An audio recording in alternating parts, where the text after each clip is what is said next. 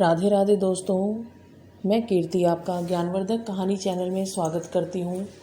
मैं आज आपके लिए एक और नई कहानी लेकर आई हूँ।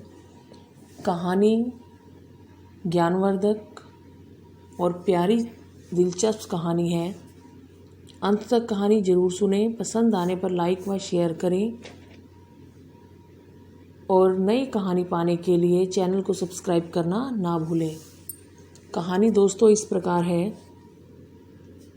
एक बार एक बच्चे के दादाजी शाम को घूमकर आने के बाद बच्चे के साथ प्रतिदिन सायंकालीन पूजा करते थे।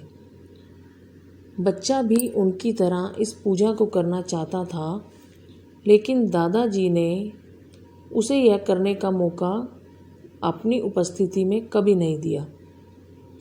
एक दिन दादाजी को घूमकर आने में थोड़ी देर हुई तो बच्चे ने मौके का फ़ायदा उठाया और पूजा शुरू कर दी। जब दादाजी घर पहुँचे तो उन्होंने देखा कि बच्चा तो पहले से ही पूजा कर रहा है। वह चुपचाप बच्चे की पूजा को देखते रहे। बच्चा बहुत सारी अगरबत्ती और अन्य सारे सामान का प्रयोग भी बहुत सहजता से अपनी पूजा पाठ में कर रहा था। फिर वह अपने हाथ जोड़कर भगवान जी को प्रणाम करता है और कहता है, भगवान जी, आप मेरे दादाजी को ठीक रखना, स्वस्थ रखना, उनके घुटनों का दर्द भी ठीक कर देना, क्योंकि दादाजी वो मुझे कई बार अपने साथ घुमाने ले जाते हैं। भगवान जी, आप मेरी दादी को भी ठीक रखना, क्योंकि वो मुझे रोज़ चॉकलेट लेकर देती हैं। फिर कहता है, भगवान जी, आप मेरे दोस्तों को भी ठीक रखना, क्योंकि यदि उन्हें कुछ हुआ तो मेरे साथ कौन खेलेगा। और हाँ भगवान जी, मेरे मम्मी पापा को भी ठीक रखना, नहीं तो मुझे कौन सुलाएगा, कौन खाना खिलाएगा।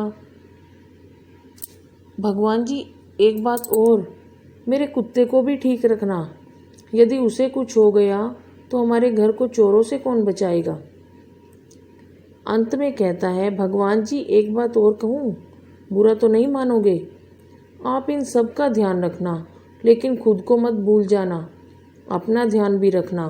यदि आपको कुछ हो गया तो हम सब कहाँ जाएंगे।